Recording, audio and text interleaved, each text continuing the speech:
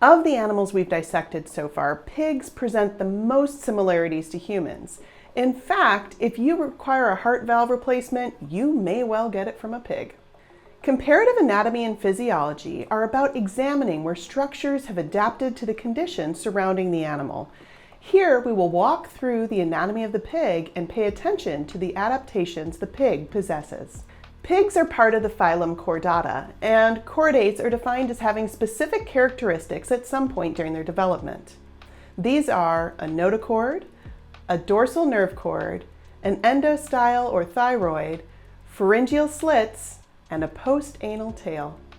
We'll touch on some of these throughout this video. Pigs are also members of the order Artiodactyla, or even-toed ungulates, which roughly means hoofed animal with an even number of toes, along with deer, horses, camels, and whales. That's right. Cetaceans like whales, dolphins, and porpoises are classified as even-toed ungulates even though they don't have hooves anymore. While the pig has a lot of similarities to humans, we last shared a common ancestor 80 million years ago, and a lot has changed since then. Some of the differences will be adaptations to what the pig needs or needed to do to survive, and others are because they came up with different solutions than their most recent human ancestors to the same evolutionary pressure. Like humans, pigs and other chordates exhibit bilateral symmetry, which means they have a left and a right side. This is unlike our friend the sea star, which exhibits radial symmetry. All right, sidebar. Having a left and a right means that you have a head and a tush, which has this cool side effect. Basically, it means you tend to move in one direction. And once you're moving in one direction, it makes sense to put most of your sensory system there so that you can tell where you're going. It'd be really strange to have eyes in the back of your head, unless you were a teacher. This resulted in an evolutionary pressure to have a brain in that head that's home to all these sensors. So bilateral symmetry resulted in cephalization, or having a head. The outside of the pig, much like the outside of you, is covered in skin. Their skin has hair follicles and sweat glands similar to ours. However, pigs have a lot fewer sweat glands than you and I do. They also don't spend much money on antiperspirant. Instead, to cool off, they wallow in mud. The mud will remove energy from their skin in the manner of heat as the water evaporates. Your sweat does much the same for you. The pig has subcutaneous fat, which insulates against hypothermia, which is losing too much heat. Once we remove the skin, we see the pig's muscles. Pigs, humans, and other animals have a lot of the same muscles, although theirs are tastier. However, they may be used differently because of posture. Under the muscles, we have the skeleton. If we zoom in on the backbone or vertebra, it's important to know that pigs vary in the number of vertebrae that they possess, depending on the species. When we look at specific vertebrae, we can see some really cool features. For example, you might notice that C2 has a large process. In humans, we have a similar process called the odontoid or dens. As we move posterior, note that the pig has a few more vertebrae in its coccygeal region than you do, which allows them to have their characteristic curly queue. Having this postanal tail is a trait of chordates. Attached to the thoracic vertebrae are the ribs. Pigs typically have 14 ribs, 7 of which are true ribs that connect to the sternum via costal cartilage. These ribs, along with the sternum, protect the lungs and heart.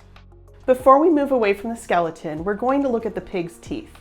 Unlike humans, some of the pig teeth project out like tusks. This is because piggies are adapted for rooting around in the dirt looking for foodies. Protected by this skeleton is the pig's central nervous system. The pig's nervous system structure is pretty similar to humans. Pigs, humans, and other animals, like our friend the frog, have a dorsal nerve cord that is protected by vertebrae, and this puts them in the chordate subgroup of vertebrates. The pig's brain structure is similar to that of humans and much more complex than the frog. When we hide the skull and, oh, that doesn't look less creepy. Zoom into the brain, you'll see that it is wrinkly. This isn't because someone forgot to iron. It's because All those folds increase surface area, and that allows for more cells to fit in, which allows the pig to be less of a dim bulb. Go piggy! This beautiful brain has a lot of the same regional specializations that you have, and all that brain power takes nutrients like glucose and oxygen. So how do pigs get that oxygen? You may remember from our frog dissection that frogs breathe cutaneously. Yeah, pigs don't do that. They use their lungs full stop. Like us, they have highly developed lungs with loads of alveoli, which are pockets that increase surface area for gas exchange. Frogs have alveoli, but not as many because they have that fancy-dancy cutaneous backup. So how do we get air into those alveoli? The pig breathes like us by increasing the diameter of the chest cavity to create lower pressure inside, which pulls in the higher pressure air from outside, not unlike a vacuum. This use of suction instead of gulping, like our froggy friends use, is why pigs and humans have ribs. Now that we have all that sweet, sweet oxygen in those alveoli, how do we get it to the other tissues? Using the circulatory system, of course. The pig heart is a lot like ours. It has two jobs. First, move the oxygenated blood from the lungs to the system, and second, move the deoxygenated blood from the system to the lungs to get oxygenated. The left side of the heart moves the oxygenated blood to the system and the right to the lungs. To keep the oxygenated and deoxygenated blood from mixing, the heart has a septum separating its four chambers. This separation allows for pigs to maintain a high level of activity. Much of the pig circulatory system looks like that of a human. However, there are differences. Blood moving to systemic circulation goes through the aorta. Your aorta has three major branches coming off of it: a subclavian, which sends blood down one of your arms, the carotid, which sends blood to the brain, and a brachiocephalic trunk, which divides later, sending blood to the brain and arm on the other side. Pigs have different branches. They only have two major branches coming off of the aorta. The right branch, which is closest to the heart, is called the brachiocephalic trunk. It then splits into three branches. One, the right subclavian, serves the right limb. There are two carotid arteries that serve the left and right sides of the head. With all of that, you may wonder what the second branch of the aorta does. It serves the left front limb. This sort of arrangement is present in a lot of ruminant animals and even 25% of cats and 15% of humans. Other variations are possible, but also less common. This blood needs to have wastes removed from it. How does that happen? Well, it happens in the kidneys, and your kidneys are kind of the bomb. Your kidneys can filter your entire blood volume about 40 to 60 times a day, and the pig kidney is very similar. Since the kidneys are filtering so much blood, we don't want them damaged. So they are wrapped in nature's packing peanuts, aka fat, and they're also protected somewhat by the skeleton. If we look inside the kidney, we can divide it into three regions: a cortex, a medulla, which includes renal pyramids, and a renal pelvis. The pelvis looks kind of like a funnel because that's what it does. It collects the filtrate or urine from the rest of the kidney. In the cortex and medulla, there are nephrons, which are the functional unit of the kidney. Each kidney has millions of these. The blood runs to these nephrons through specialized capillaries, which filter the blood kind of like a pasta strainer separates pasta from water. Here, the capillaries keep cells and large proteins inside the bloodstream and push fluid into the nephron tubes. As fluid moves through the tubes, there is absorption and secretion of different materials to concentrate the waste. I want to bring your attention to this nephron loop. This is where urine is concentrated into waste and where water is reabsorbed to avoid its loss, which is really important if you live on land. This loop is often absent in frogs because they're not exactly worried about reabsorbing water.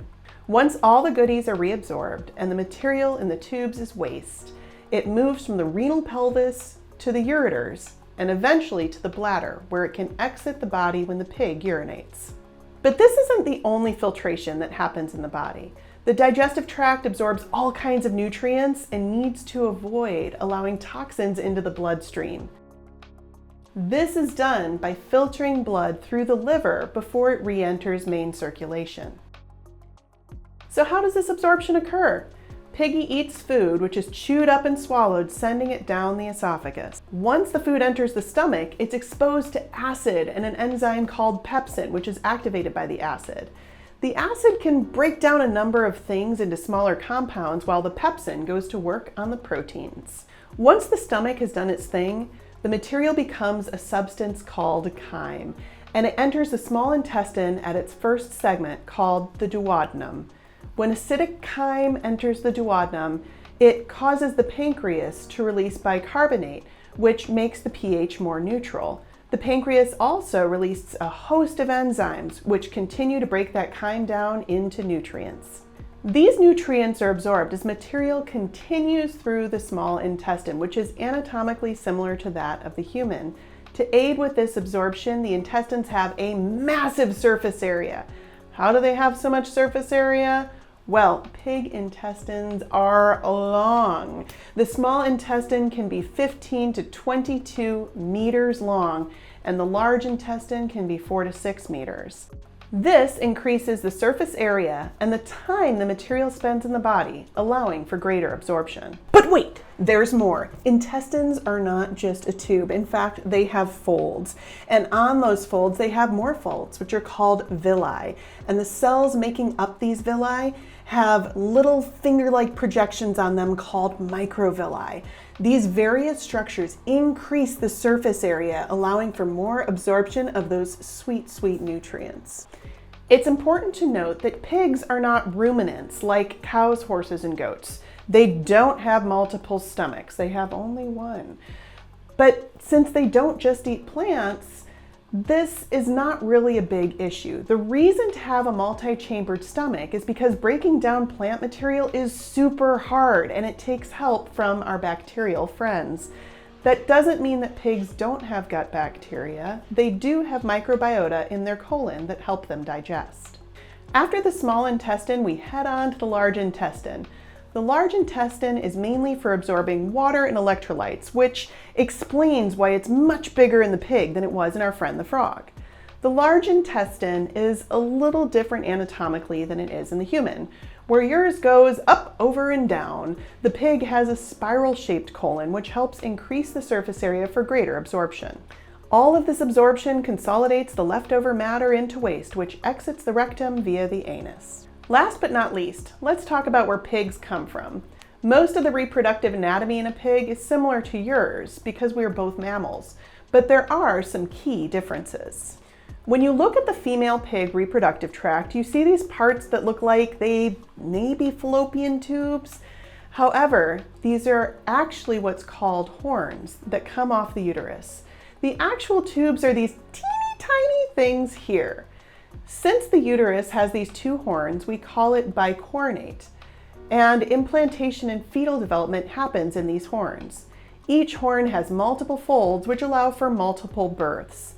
The section of the uterus where the horns join is really just for birthing. In humans, a bicornate uterus is considered a malformation, but it's actually quite normal in other animals. The more distinct these horns are, the more babies the animal likely has at a single time. And since pigs tend to have a lot of babies, they also have a lot of teats connected to mammary glands for feeding those babies. While the number of nipples is pretty variable, it does relate to the optimal number of young that the sow can have and feed. And that concludes our walkthrough of the pig anatomy and adaptations. Be sure to check out the lab activity and other resources in the description below. And you don't have to stop with the pig. We have 3 other dissectable models: a sea star, a worm, and a frog. With the Animal Structure and Function Unit, you can compare invertebrate and vertebrate body systems and see how evolution shaped anatomy. Thanks so much for joining me today. See you next time.